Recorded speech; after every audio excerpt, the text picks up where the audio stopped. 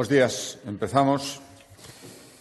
Rematado o Consello Ordinario da Xunta de Galicia, logo do extraordinario que tivemos en Ourense o venres pasado, retomámoslo despois do parón de agosto o ritmo normal de consellos e, polo tanto, paso a darlles conta dos asuntos máis importantes tratados e acordados. O primeiro, e tal como xa anunciábamos,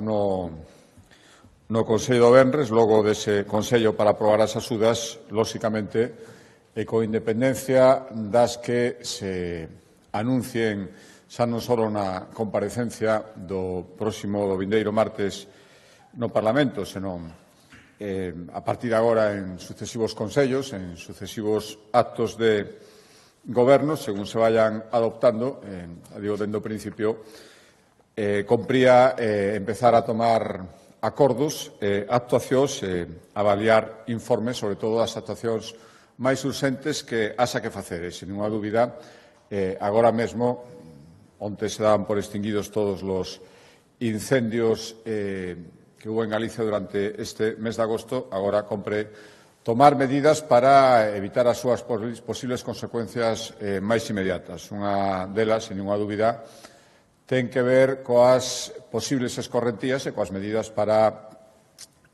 intentar evitalas, sobre todo, ademais, é algo que está a expensas da meteoroloxía. Por lo tanto, levamos a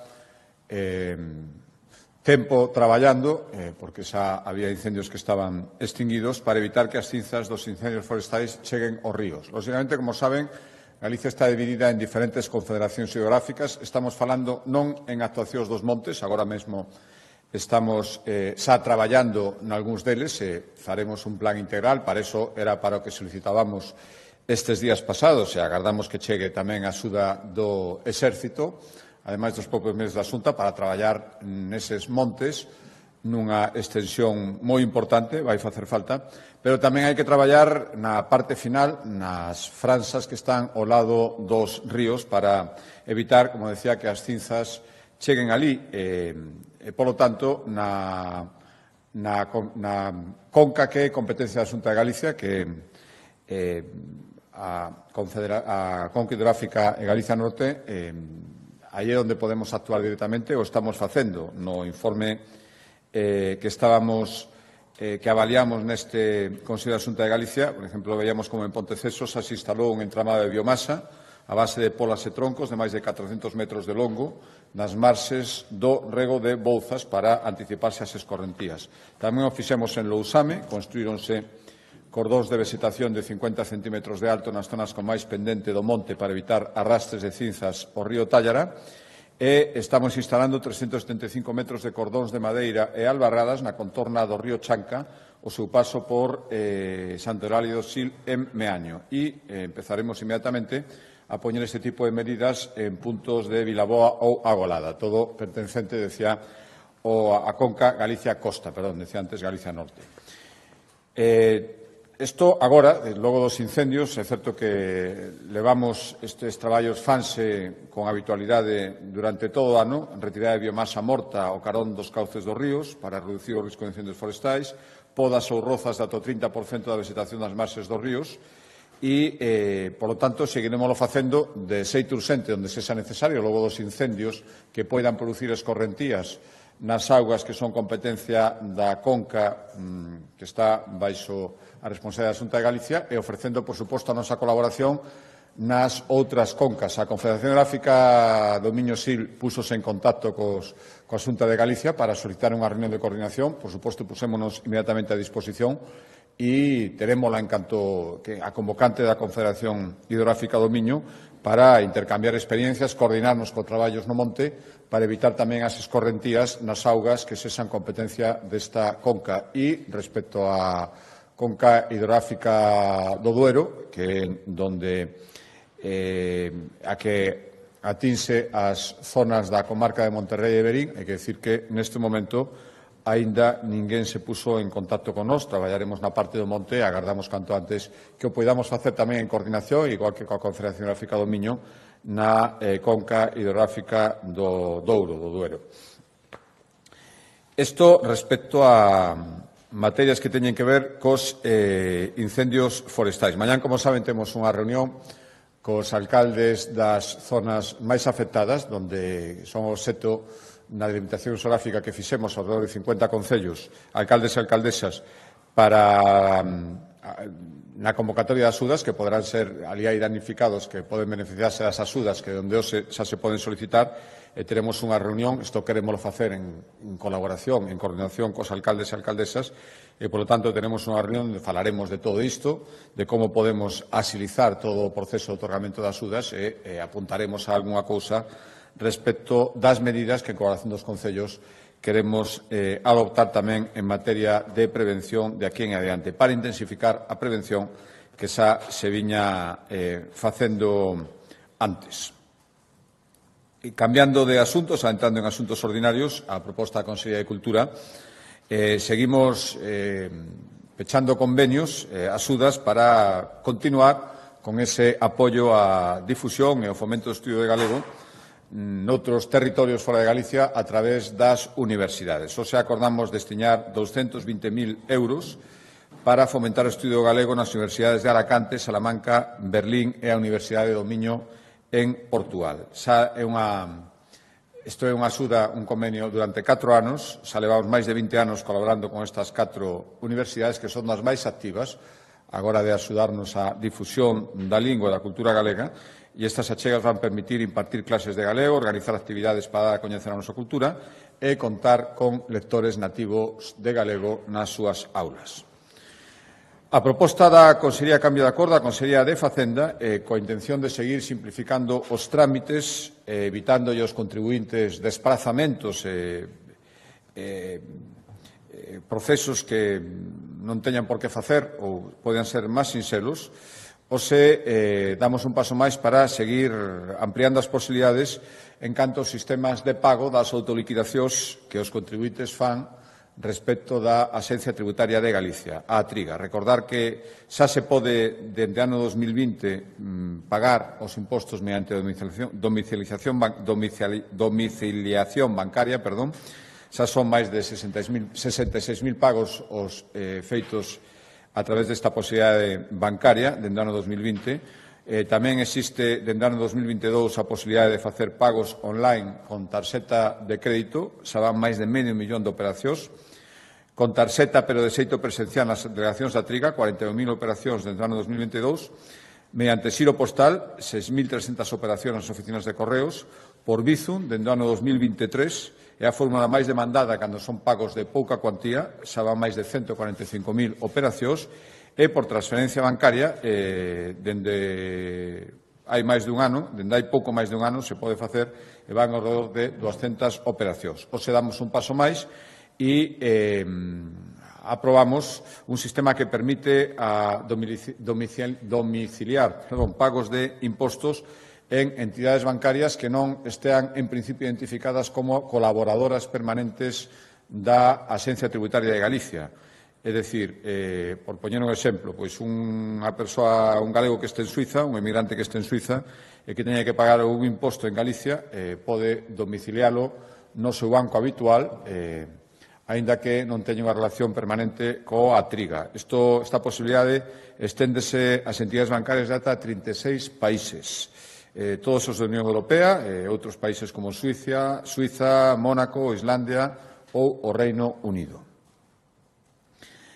Cambio de asunto de Consellería, a proposta da Consellería de Medio Ambiente, hoxe aprobamos o calendario de licitación para as obras que ten previsto acometer Augas de Galicia no que queda de ano, nos meses que van ata o 31 de dicembro, especialmente concentradas no último trimestre. Son 60 millóns de euros para impulsar, en colaboración cos concellos, obras de saneamento e depuración de augas, en 9 concellos, concretamente, que son os de Pollo, Vilagarcía, Burela, Ferrol, Illa de Arousa, San Cristobo de Cea, Rois, Salceda de Caselas e Mos. O proxecto que ahora mesmo está máis avanzado é o que se vai facer en Porto Campelo, en Pollo, na EVAR, 4 millóns de euros na estación de bombeo, coa previsión de que as obras comencen xa a inicios do 2026. Como decía, antes de que remate o ano, vanse licitar estas 9 obras. A ampliación da depuradora de Vila García de Arousa, 31,4 millóns. A nova edar de Burela, 8,7 millóns. Melloras no sistema de saneamento das parroquias do rural de Ferrol, 5,7 millóns. Novo bombeo de depósito de recheo en Pollo, 4 millóns. Melloras no saneamento da Illa de Arousa, 1,3 millóns. Posta a punto da edar de San Cristóbal de Cee en Ourense, 1 millón. Novo ramal de saneamento no concello de Salceda de Caselas, algo máis de 800.000 euros. Melloras na edar de Rois, 300.000 euros, e ampliación da rede de saneamento integral nunha parroquia de Mos, 100.000 euros. Todo isto aprobase o calendario e licitaránse, polo tanto, antes de que remate este ano 2025. Cambio de acordo a proposta conxunta de 3 consellerías, a Consellería de Política Social nas súas competencias de igualdade e das consellerías do mar e do medio rural, como consellerías competentes no sector primario, este acordo, tomamos un acordo que busca avanzar no desenvolvemento das medidas que están incluídas na Lei de Igualdade de Galicia que aprobou o Parlamento o ano 2023. En esta lei se prevé as medidas para diseñar políticas públicas que busquen garantir a igualdade nos sectores económicos máis importantes de Galicia, sen dúbida, o agro e o sector marítimo o son. Ademais, son 2 sectores, especialmente o marítimo, que teñen unha alta presenza feminina. No sector do mar, 4 de cada 10 traballadoras son mulleres e Galicia é a comunidade autónoma con máis mulleres traballando no sector marítimo. Por tanto, hoxe acordamos iniciar os trámites para elaborar 2 estatutos. Un, o Estatuto da Muller do Sector Marítimo Pesqueiro e, por outro, o Estatuto das Mulleres do Rural de Galicia. Por lo tanto, dende mañá abrimos a consulta pública necesaria antes da elaboración destes decretos para coñecer de primeira man, por suposto, recoller todas as achegas que calquera estime oportuno facer, pero, sobre todo, coñecer de primeira man cales son as necesidades e problemas a solucionar das entidades que teñen relación directa coas mulleres que están traballando nestes sectores, coas mulleres e coas persoas en xeral. O obxectivo, hai varios, pero 2 fundamentais: ampliar a representación e participación das mulleres nos órganos de dirección de todas as entidades que traballan nestes sectores e tamén mellorar a súa empregabilidade e promover a formación e a conciliación. E para isto tamén poñemos en marcha outro decreto que creará o Observatorio das Mulleres Rurais e do Mar, que tamén é un desenvolvemento da Lei de Igualdade, e tamén abrimos o período de consulta pública respecto á creación deste observatorio. Cambio de acordo, a proposta da Consellería de Facenda, coñecimos, presentado a Consellería de Facenda, un informe que, un pequeno estudio, teño vostedes a súa disposición, sobre as características e o número de persoas que cada ano, o estudio sobre o último ano, obteñen un certificado en competencias digitais gracias aos programas de formación gratuita que ten en marcha a Xunta de Galicia. A primeira conclusión, a máis salientable, é que o perfil mayoritario das persoas que superan estas probas e, polo tanto, obteñen este certificado digital mulleres e, ademais, mulleres entre 45 e 65 anos, o que revela un interés por engadir o seu currículum a acreditación das competencias digitais neste colectivo, nestes sectores concretos. As competencias se poden acreditar de 2 maneiras, autoformándose na plataforma da rede CEMI da Xunta de Galicia e logo presentándose unha proba, ou ben apuntando esos cursos titorizados e de avaliación continua que tamén organiza a Xunta de Galicia. Pero, en todo caso, é crecente cada ano, no último 2.000 persoas e maioritariamente mulleres e de entre 45 e 65 anos. Cambio de acordo, a proposta da Consellería de Emprego e dentro do desenvolvemento e impulso que estamos facendo dos polos de emprendemento que están espallados por todo o territorio galego. O acordo de hoxe céntrase no polo de emprendemento de Ferrol, que dende que empezou a funcionar, vai facer agora 3 anos, leva atendidos casi 800 proxectos e impulsou directamente de xeito decisivo a posta en marcha de máis de 100 de iniciativas de emprendemento en Ferrolterra. Queremos darlle un novo pulo e, polo tanto, por unha banda, este acordo ten dúas facetas. A primeira é que imos inaugurar unha nova sede que vai estar no centro de Ferrol, na Rúa María. Isto vai permitir achegar todavía máis, darlle máis visibilidade, achegar todavía máis ás persoas que se queiran desplazar ali para ser apoiadas nos seus proxectos de emprendemento e, ademais, acordamos asinar un convenio coa Cámara de Comercio de Coruña para que, a través do Polo de Emprendemento, se desenvolvan novas actividades de forma conxunta coa colaboración, o impulso decidido dos técnicos da Cámara de Comercio de Coruña, que van reforzar o asesoramento técnico e acompañar os interesados en emprender e van promover novas actividades de formación. Cambio de acordo de Consellería, a proposta da Consellería de Presidencia, hoxe aprobamos a revisión do Plan de Emerxencia Exterior do depósito de lodos vermellos que a empresa Alcoa ten nas súas instalacións de Sobe, na Mariña Lucense.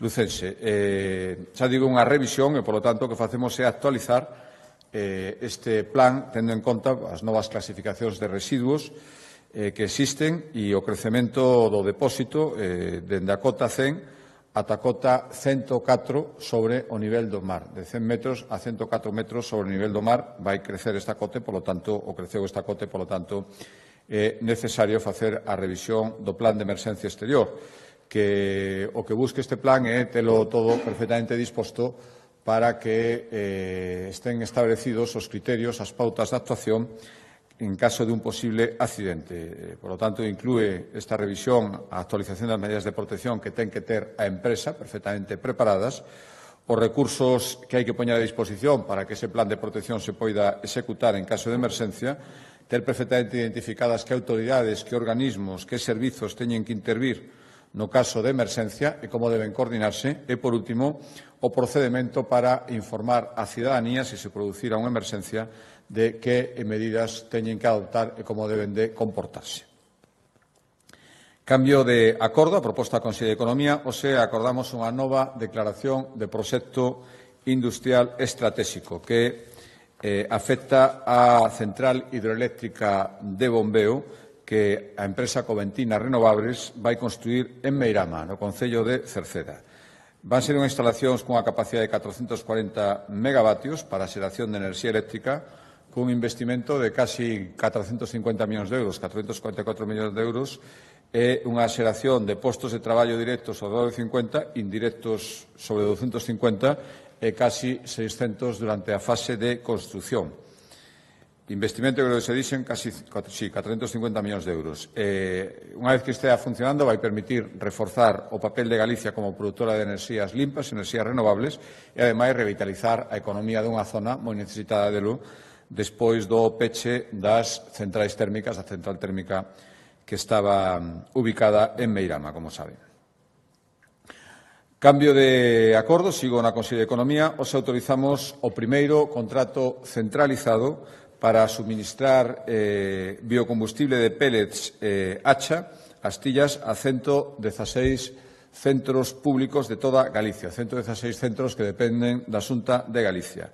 O importe deste contrato centralizado vai ser de 5,4 millóns de euros e vai permitir un aforro importante o facelo de xeito centralizado. Ata agora, cada un destes 116 centros facía a contratación deste tipo de combustible pola súa conta. Esta contratación centralizada vai permitir un aforro estimado anual de casi 1 millón de euros. Estamos falando nos 116 de centros de saúde, residencias de maiores, colexios, albergues, bases de helicópteros que están adheridos todos á rede de enerxía da Xunta de Galicia, a Redesa, e, polo tanto, teñen a homoxeneización suficiente nas súas necesidades deste biocombustible para que se poida facer esta contratación centralizada. O consumo anual estimado é de 4.460 toneladas de pellets e 5.600 toneladas de hacha. E a hora de contratación, un dos criterios vai ser valorar tamén o menor desplazamento posible dende o centro de produción da hacha e do pellet ata o centro de consumo, ata onde este ubicado algún destes 116 centros públicos.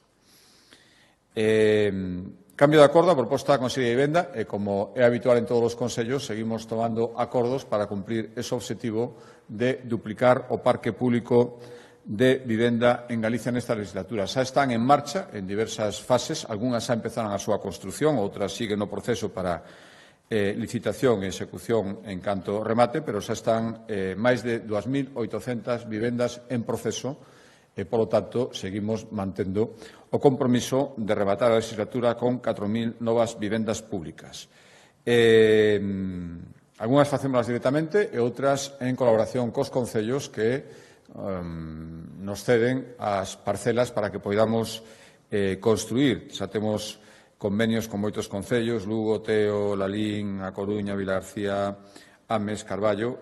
Os engadimos un concello máis, o Concello de Narón, e tomamos un dobre acordo. Primeiro, aprobar o convenio co Concello de Narón, que nos cede para dúas parcelas que están exactamente na avenida 3 de Abril, para que poidamos construir 91 vivendas de promoción pública nesas dúas parcelas que nos cede o Concello de Narón.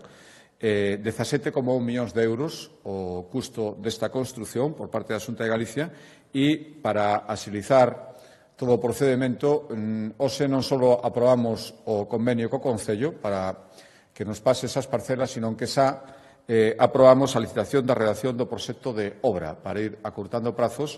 Esta licitación sale por un valor de 810.000 euros e, en canto este redactado o proxecto de construción, licitaremos de sitio inmediato tamén as obras para que se poida empezar a construir esas 91 vivendas no Concello de Narón.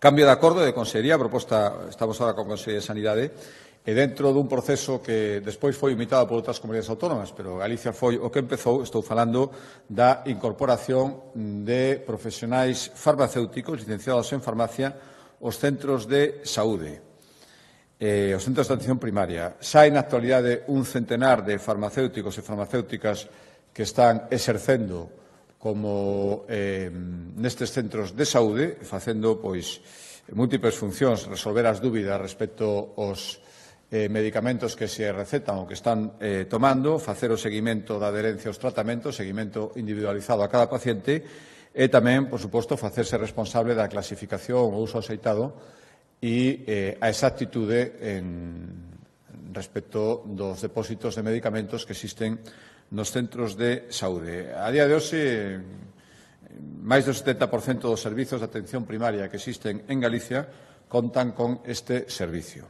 Por tanto, hoxe o que fixemos foi dar un paso máis, remitir ao Consello Consultivo para o seu dictamen antes de aprobalo o decreto que vai actualizar a regulación destas unidades de farmacia que existen, xa digo, en máis do 70% dos centros de saúde que existen en Galicia, e noutro 30% establecer a obrigatoriedade de que existan os chamados depósitos de medicamentos. Por lo tanto, donde non haxa unidade de farmacia, terá que haber un depósito de medicamentos, e este depósito vai depender da unidade de farmacia, o profesional farmacéutico que estea no centro de saúde, que se esa referencia na contorna, que sempre será normalmente o que teña máis poboación, e este farmacéutico que está nese centro de saúde o que ten que facer é responsabilizarse deste depósito de medicamentos e, aínda que non estará presencialmente no centro de xeito permanente, ten que visitalo periódicamente e responsabilizarse do seu bo funcionamento en todo caso, e cando estea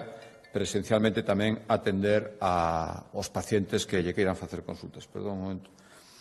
Vale. Cambio de acordo e de Consellería, proposta da Consellería de Política Social. Bueno, presentou un informe que os avaliamos sobre o balanzo que facemos despois de casi un ano e medio de posta en marcha do que foi unha medida pioneira no seu momento, que é o bono coidado, 5.000 euros o ano para os dependentes que estean coidados por un familiar ou unha persoa do seu entorno, da súa contorna relacional próxima. Por tanto, unha axuda para todos aqueles que desexen, os dependentes que desexen seguir recibindo coidados nas súas propias casas e por algún familiar ou persoa que coñezan que está no seu entorno relacional, e, por lo tanto, non opte por outros sistemas como pode ser residencias ou servizo de asistencia no fogar. O informe avaliado polo Consello revela que a día de hoxe hai xa máis de 33.000 persoas dependentes que están recibindo o bono coidado no fogar, e, por lo tanto, se duplicou os dependentes que reciben atención na contorna familiar. Por tanto, despois de ano e medio, máis de 33.000 persoas, revela a boa acollida desta medida. 4 de cada 10 dependentes galegos cun servizo ou prestación recoñecido e percibindo están percibindo, porque así decidiron, o bono coidado no fogar. Por tanto, o que faremos é seguir incentivando esta medida, insisto, de solitude voluntaria frente a outras alternativas e mellorando a atención á dependencia. Recordo ese plan de choque que permitiu case duplicar o número de expedientes resoltos no primeiro semestre deste ano. E o obxectivo, volvo a recordarlo, remarcarlo e comprometelo, é chegar este mesmo ano ás 90.000 persoas atendidas. E, por iso, se cumprimos este compromiso, estamos, penso, perfectamente legitimados para reclamar que o Goberno central cumpla tamén o seu, que non é ni máis ni menos que financiar o 50% dos custos de dependencia e non menos do 40 ou 35 o ano pasado, que foi o que chegou. Por lo tanto, ese 15% maiores tivo que ser aportado pola Xunta de Galicia cando obligado é o Goberno central. E último acordo,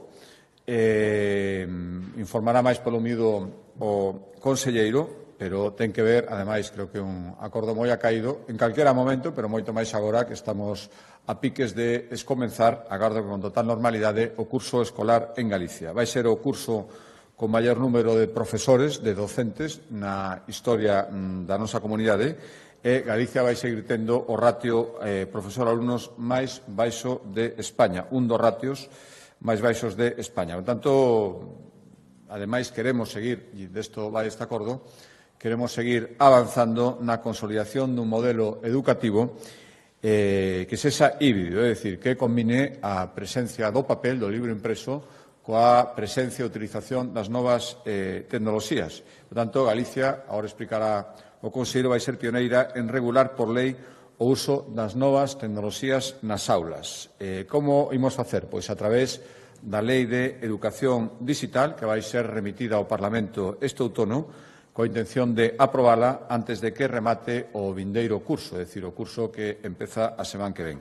Non había toda unha regulación específica, polo tanto, isto facía que na práctica fose cada centro o que determinase como se utilizaban as ferramentas digitais na actividade docente. Por tanto, esta lei, que incorpora varias novedades, as máis destacadas poden ser que o uso de pantallas ou dispositivos digitais de xeito individual solo vai poderse facer polos alumnos a partir de quinto de primaria, uso individual de dispositivos digitais. Antes, dende infantil a cuarto de primaria, só será posible un uso colectivo e, dende logo, van primar as actividades que supoñan interacción física e manual respecto ao uso destes dispositivos nesta franxa de idade, nesta franxa de aprendizaxe escolar. Pero, para dar máis detalles, dou a palabra ao conselleiro.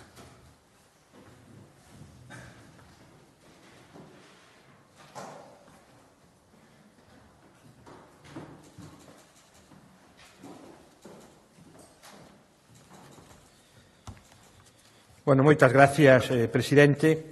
Hoxe, o 1 de setembro, comeza o curso académico, se chegarán aos centros educativos pois, o conxunto do profesorado e o alumnado se incorporará o día 8. Levamos tempo xa traballando na organización deste curso, comenzamos a planificar onde fai xa moito tempo para que este todo en perfecto estado de revista pois, o día 8. Estamos gracias a este traballo, estamos en disposición de comenzar un novo curso, decir que é o curso número 44, que, dende que a Xunta asumeu as competencias, pois se vai a pôr en marcha, e tamén é o primeiro curso que se vai a desenvolver no segundo cuarto do século XXI.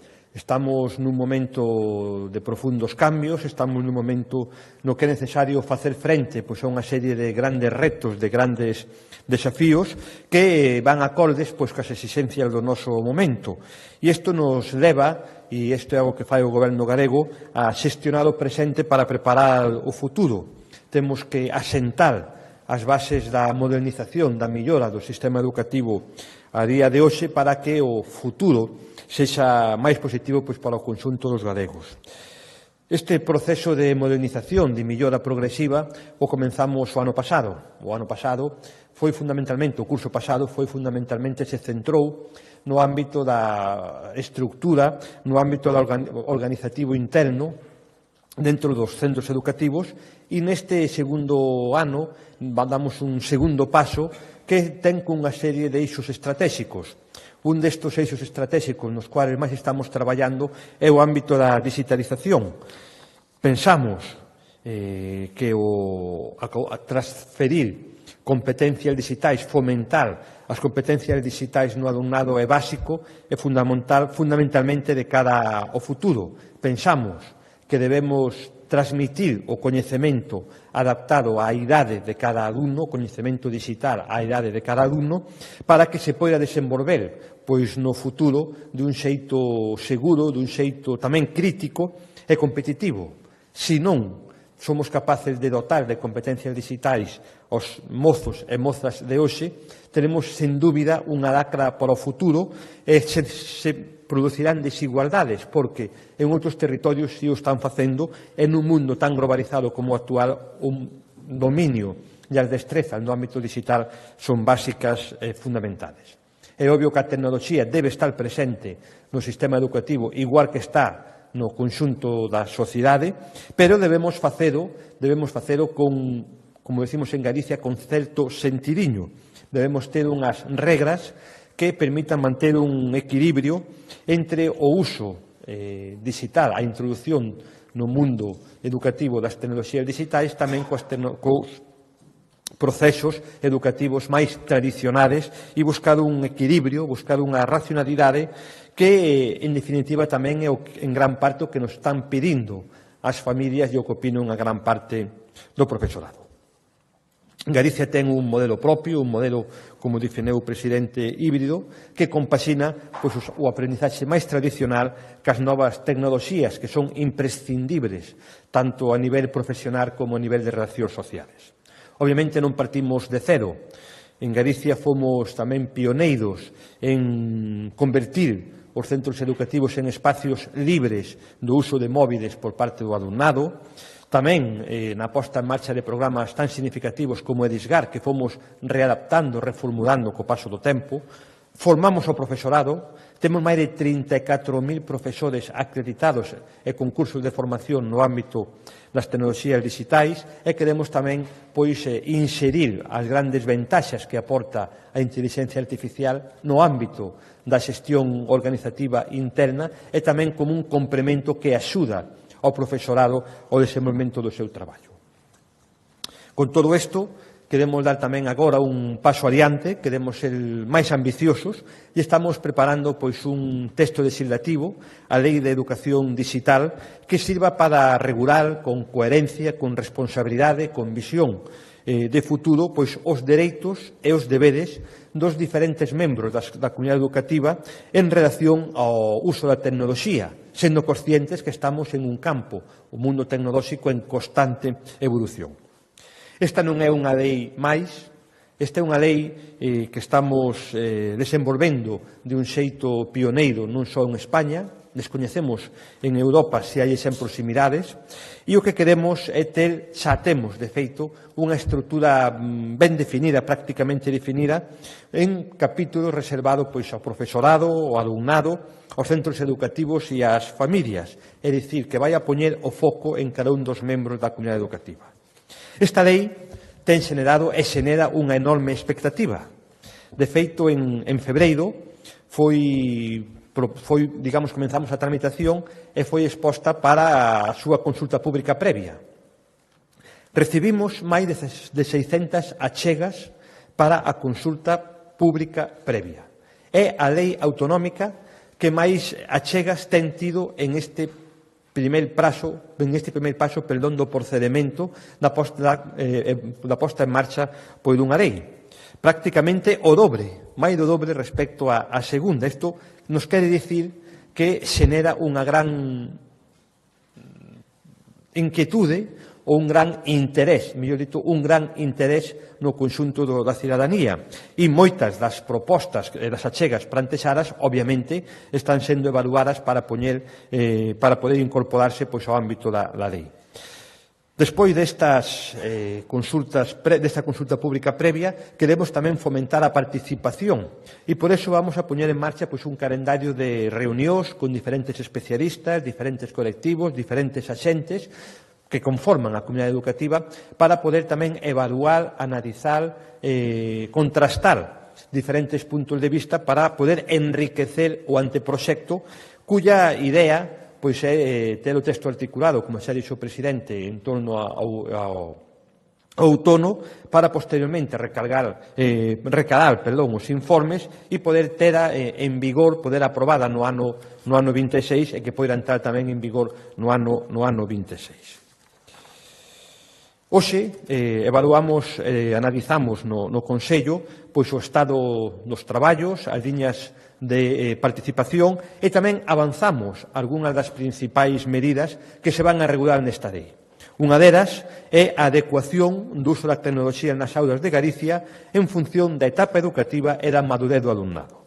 É dicir, vamos a fixar que tipo de usos debemos facer dos equipamentos digitais en cada etapa, con que orientación, con que obxectivos e, en certa medida, diseñar e asegurar un axeitado desenvolvemento do uso tecnolóxico acorde co desenvolvemento cognitivo do alumnado e tamén cas habilidades sociais e manipulativas polos alumnos. Queremos maximizar os beneficios da tecnoloxía, no proceso de aprendizaxe e, por suposto, minimizar, acoutar os posibles riscos. En definitiva, é como e canto se vai poder usar a tecnoloxía no proceso educativo en función da idade e en función de cada curso do alumnado. Todo isto, por suposto, garantizando unha participación e unha supervisión do profesorado e tamén unha implicación das familias en todo o que estamos a facer. Os medios digitais que se van a utilizar estarán recollidos no denominado proxecto digital de centro, en donde tanto a familia como o alumnado recibirán toda a información necesaria e pertinente para realizar un uso seguro e adaptado ás normas de convivencia. Que imos establecer para cada etapa? Adiantou o presidente, en educación infantil e hasta cuarto de primaria sobra un uso da tecnoloxía colectivo. É dicir, non haberá dispositivos individuais para cada un dos alumnados e, obviamente, vai haber tecnoloxía. Por exemplo, unha pizarra digital vai estar nun aula e aí se podrán ver as potencialidades deste equipamento na formación do alumnado. Ou tamén, por exemplo, no ámbito da robótica, vencellado os proxectos de polos creativos, pois é posible que haya e que se use tecnoloxía, pero non se vai utilizar nunca de xeito individualizado e vai ser sempre de uso colectivo baixo a supervisión do profesorado. O uso individual vai ser a partir de quinto de primaria e tamén durante as seguintes etapas. Obviamente, dende infantil ata cuarto de primaria, o que se vai facer é un progresivo contacto inicial, sempre cunha perspectiva colectiva, no uso e no manexo das TIC por parte do alumnado. Aquí vai a primar un uso gradual, un uso proporcionado, un uso adaptado ás características ao desenvolvemento do alumnado e vai ser unha experiencia iniciática para que o neno e a nena desas idades, nas primeiras infancias, poida comenzar a ter xa unha interacción co que é o amplo mundo digital cunha serie de principios e aspectos básicos, a seguridade, o benestar digital, o pensamento crítico, a convivencia.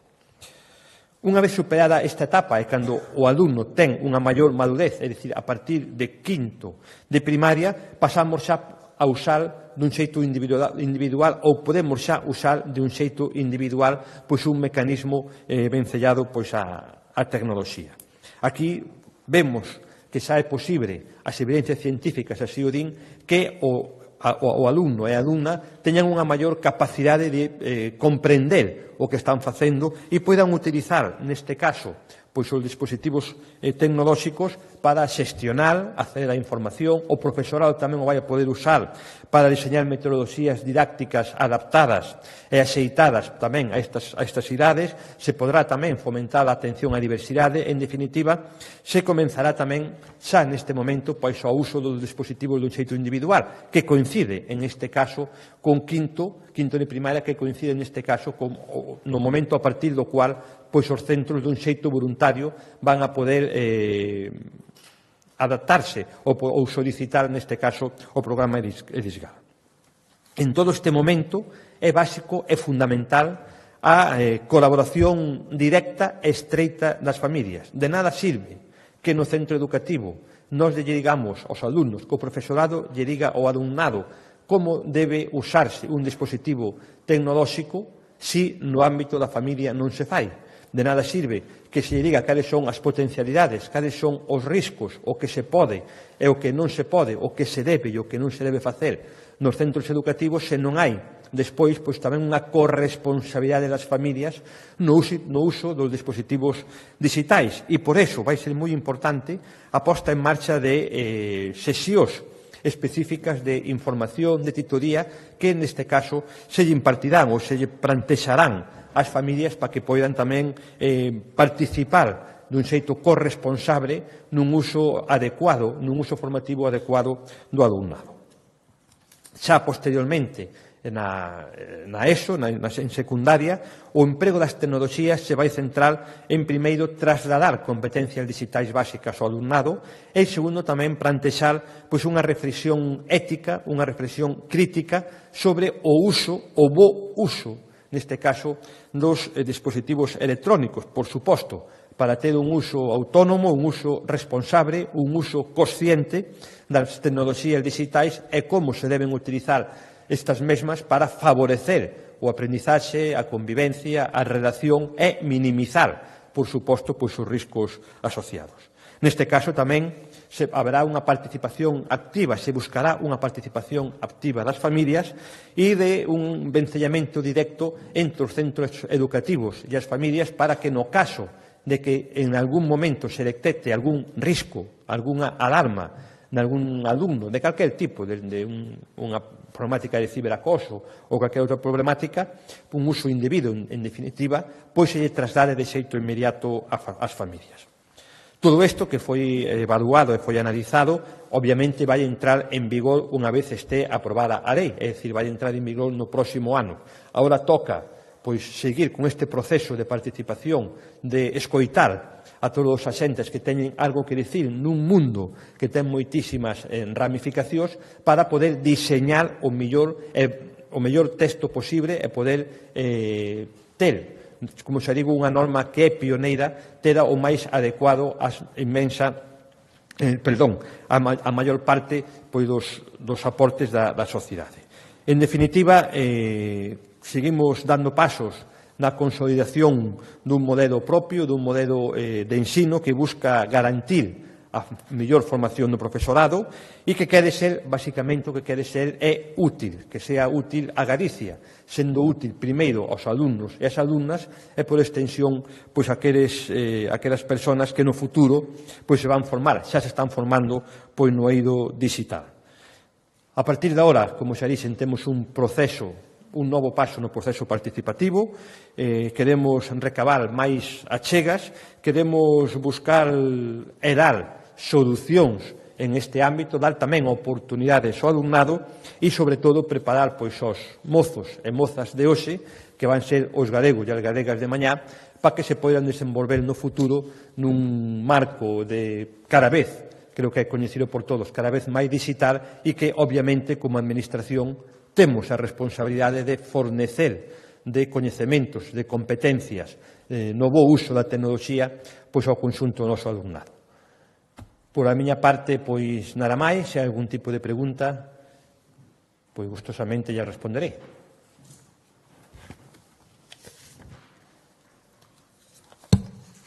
Esta lei non supón un pouco recoñecer que o programa EDISGAL non funcionaba como tiña que funcionar ou foi igual un pouco apresurada a súa implantación e, por outra banda, a CIGA acaba de convocarse a unha manifestación, unha folga para este mes en contra da política educativa, di que non é realidade que haxa ese número de profesores históricos, sino que están conxelados en hai tempo e tamén require outras rectificacións, non sei que lle parece.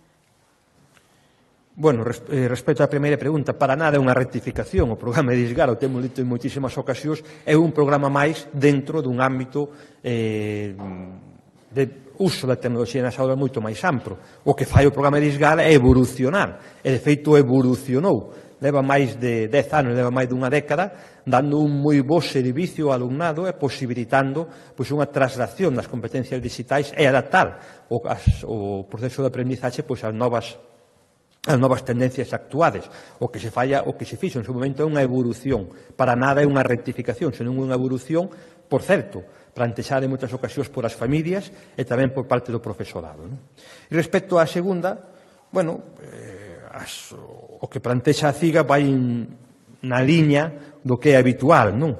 Vai todos os anos, pois sempre se pode dicir que plantexan as cuestións que plantexan este ano, faran de recortes, faran de privatización, bueno, faran sempre do mesmo. Eu casi diría que estamos case con un piloto automático por parte, neste caso, desta organización sindical, que, por certo, hai que dicir tamén que vai na liña das declaracións que fixeron tanto responsables autonómicos como responsables sectoriales fai moi poucos meses cando tomaron posesión.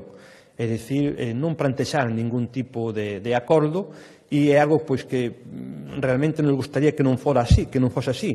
Eu sempre digo que fomos capaces nos últimos anos de chegar a moitos acordos coa CIGA, fomos capaces de chegar a moitos acordos coas unidades sindicales, con todas, excepto con unha, excepto coa CIGA. E só tivemos un acordo coa CIGA nos últimos anos, non coa CIGA Ensina, senón coa CIGA Transportes, neste caso vinculado pois ao transporte escolar. Bueno, é algo que xa, como se digo, vai na liña do de todos os anos e, mira, nós traballamos e o vamos facendo moito tempo traballando para mellorar o ensino, con melloras constantes, con melloras progresivas e creo que o tempo dá e quita razóns. Nos últimos anos, se fixéramos caso ou se fora firme o que di a CIGA, pois o sistema educativo sería un desastre. E, sin embargo, se nós vemos os resultados educativos comparativamente con outras comunidades autónomas, tanto na xestión de recursos, nos recursos públicos que hai no sistema educativo, como nos resultados académicos, tanto no ámbito da calidade como no ámbito da equidade, vemos que non é así e a realidade é moi tozuda e contraría absolutamente pois o que se plantexa neste caso por parte da organización sindical. En todo caso, creo que en recursos humanos Galicia deba sendo e é unha das comunidades autónomas que ten un dos mellores ratios profesor-alumno e alumno-auda de España, é indiscutible, e hai unha serie de variables que están encima da mesa, a perda de alumnado, o incremento de profesorado, son datos obxectivos que é moi difícil contradecidos. Pero, insisto, isto vai na liña do que escoitamos cando se tomou posesión por parte dos novos responsables, que, por certo, tamén hai que dicido, é a primeira vez que sucede que un responsable sindical autonómico de un sindicato non pide reunirse co conselleiro cando toma posesión. E ata o momento, pois seguimos esperando pois para intercambiar, por lo menos, unha opinión de como funciona o sistema.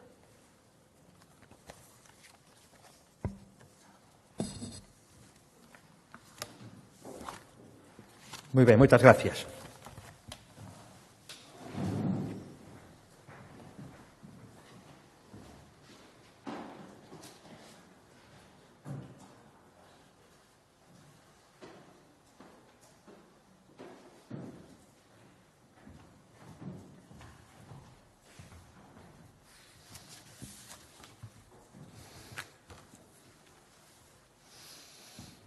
Boa tarde, presidente. Hola, boa tarde. Dúas cuestións. A primeira é respecto a un recoñecemento, unhas declaracións que fixo o venres pasado, no que sí que recoñecía que houbera certos medios de extinción de incendios que estuveran parados durante esta vaga de lumes, e como se combina eso, como argumenta que ao mesmo tempo houvese desde a Xunta a petición ao medio central de máis medios para combatir o lume. E a segunda cuestión é sobre outro tema, e mañá o Consello de Ministros, en principio, está previsto que o pasa adiante, que aproba a quita da débeda das distintas comunidades autónomas. Entón, a postura do Goberno galego sigue sendo igual, de rexeitar esta quita da débeda, ou cal é a valoración que fai delo, se pensan aplicar ou non? Gracias. Sí, respecto á primeira pregunta, sí, efectivamente. Dimos as cifras durante estas semanas do número de motobombas, 380 motobombas, operando entre as que eran da Xunta de Galicia e as que eran, basicamente, motobombas municipais. Dixemos que en algún momento podía haber algunha inactiva porque en algún momento tamén terían que descansar os seus condutores. Eso non obsta. Pedimos 30 motobombas O Goberno 30 motobombas cos os correspondentes conductores.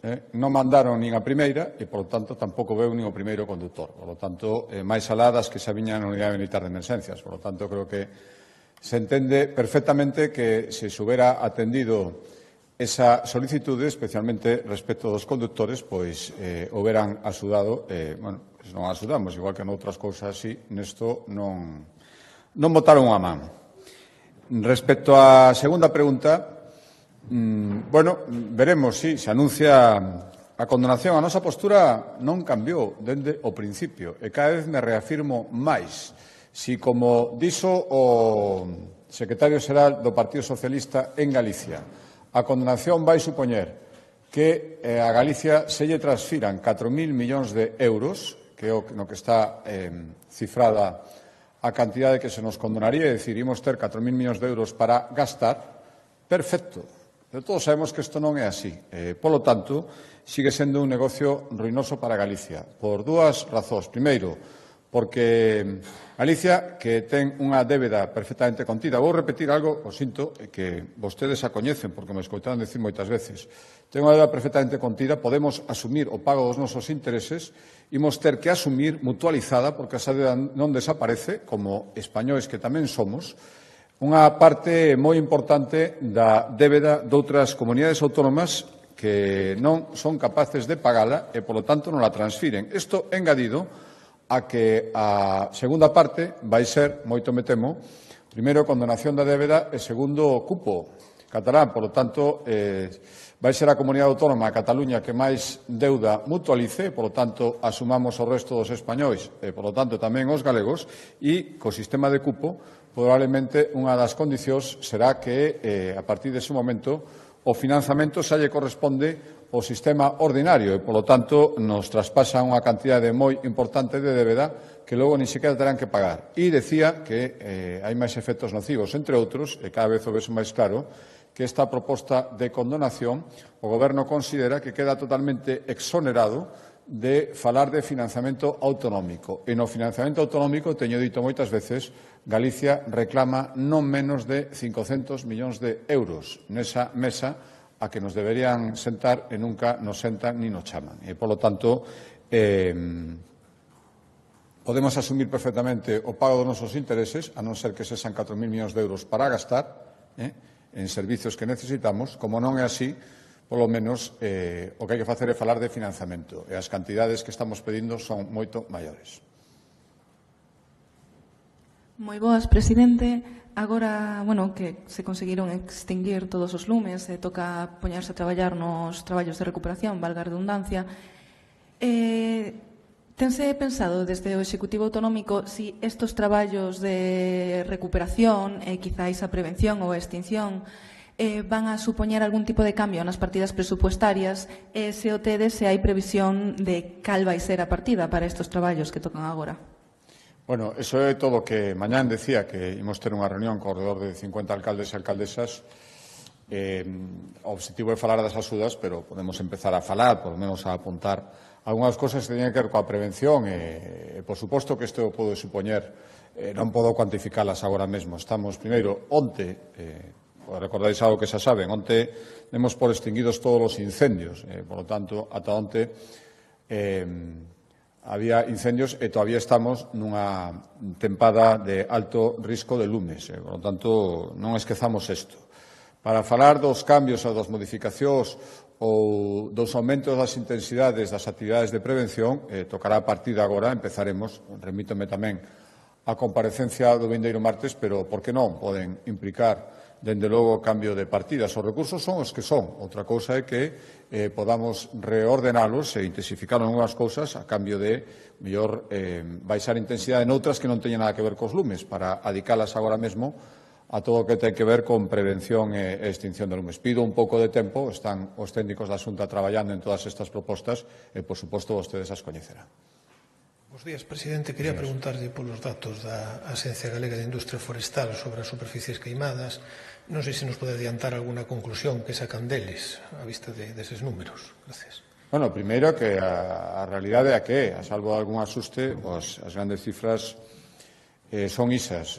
Algo máis do 60%, creo recordar, do que ardeu eran matogueiras, é dicir, monte baixo, un cultivado, e tamén había unha parte importante, o vemos, ademais, cando circulamos por algunhas zonas dende as estradas de pedras que tamén computan na superficie. Por tanto, hai que poñer as cousas no seu exacto lugar para que está o debate da superficie de hectáreas queimadas, saber exactamente o cardeo, porque, entre outras cousas, ese é o que permite saber onde hai que actuar e que é o máis prioritario. Por tanto, está ben que se coñeza exactamente de que estamos falando, tamén do tipo de especies arbóreas que arderon, porque temos escoitado moitas veces falar de que determinadas especies arbóreas, o eucalipto, é o causante da inmensa maioría dos lumes que se producen en Galicia. Bueno, teño que dicir que nesa cantidad de casi 100.000 hectáreas ardidas, dentro das especies arbóreas, o eucalipto era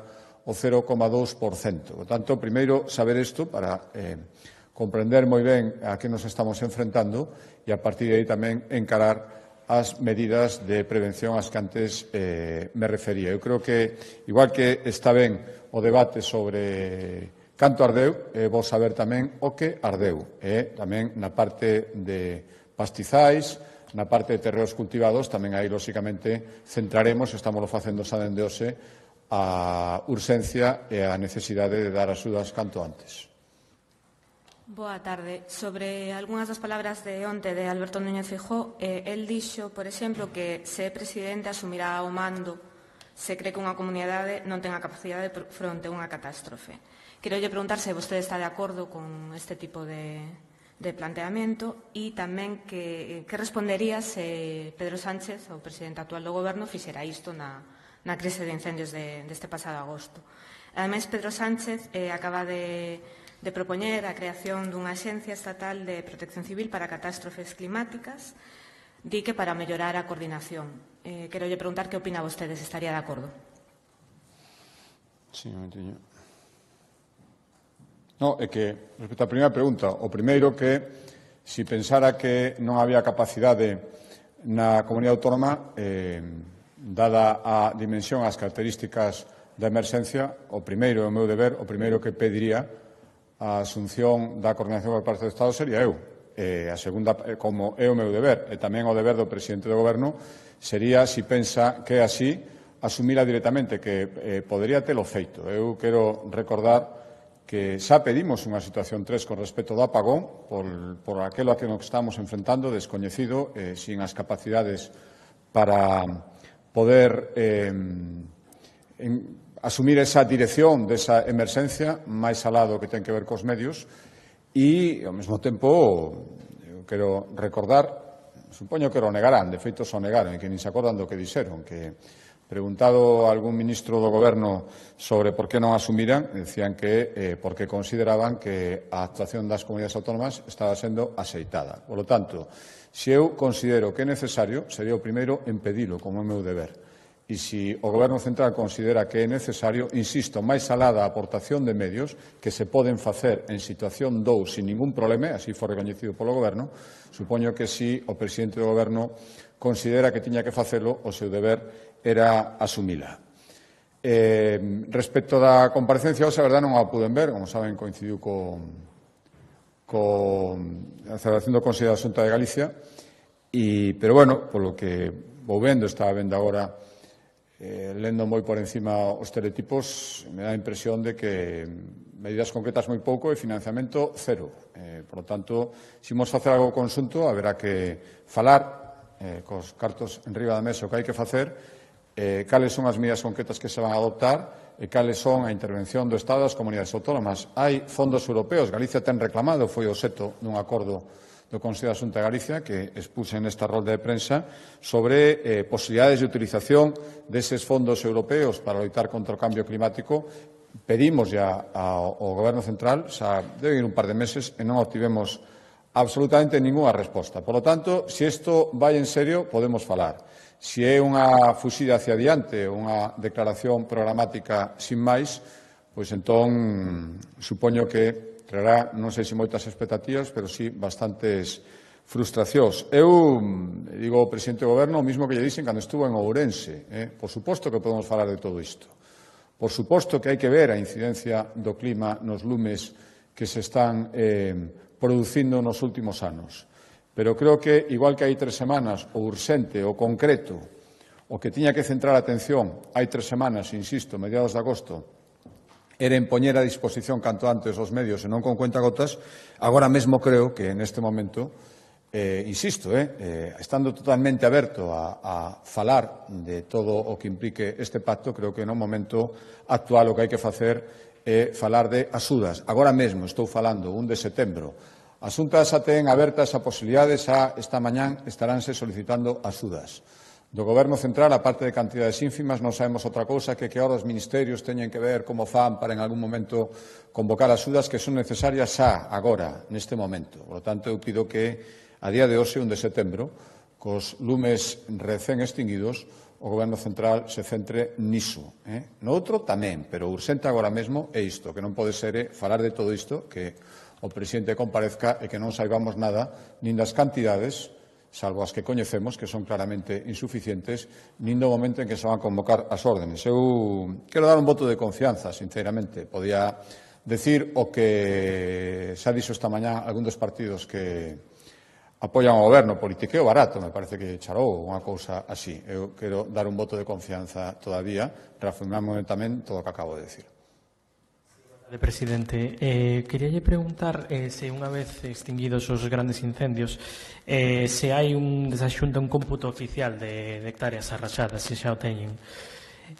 Por outra banda, neste arranque do curso político vai haber algún tipo de impulso das políticas contra incendios, por exemplo, coa activación dunha comisión como propoñía o BNG, tamén que pasa coa nova lei contra incendios que se avanzou, creo recordar aí 2 anos ou quedou aí, bueno, quedou pendente. Moitas grazas.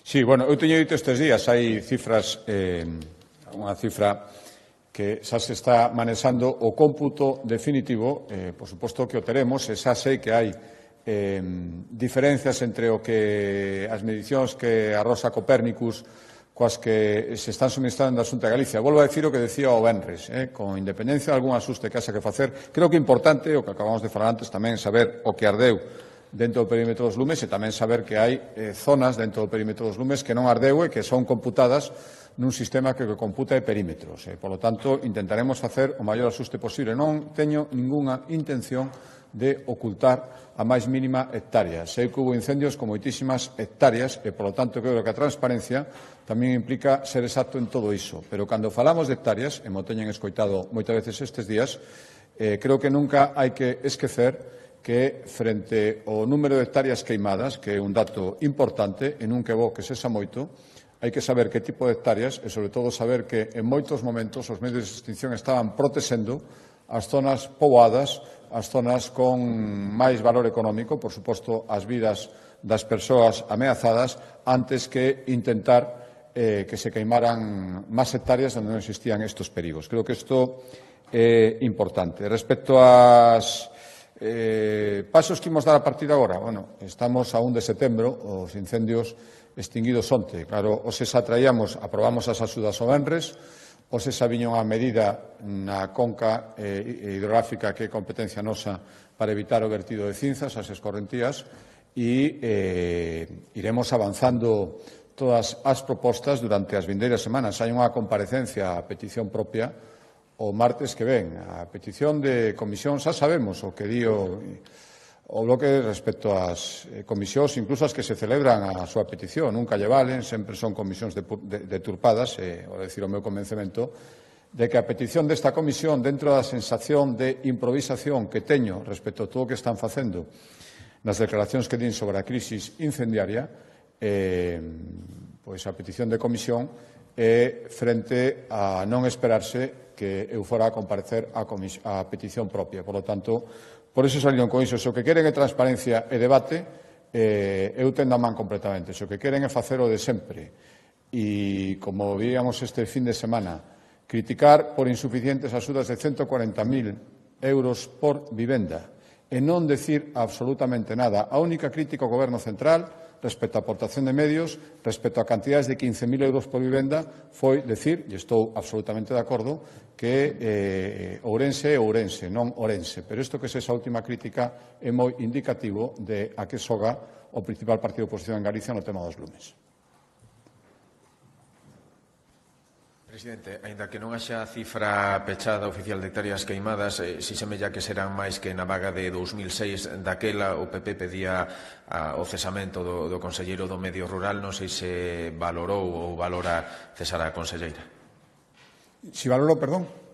Cesar a conselleira de Medio Rural. Mire, no 2006, vou asegurar que houve moitas cousas mal feitas, na miña opinión. Nese momento, eu xa estaba nun cargo político importante e vivín eso moi de cerca. É certo que dende a oposición. Por tanto, se o único criterio son as hectáreas queimadas, eso non foi así. Houve outras cousas que se podían ter feito moito mellor naquel momento e eu teño recoñecido dende o principio, porque creo que hai que facelo, que hai marxen de mellora respecto da actuación que tivemos.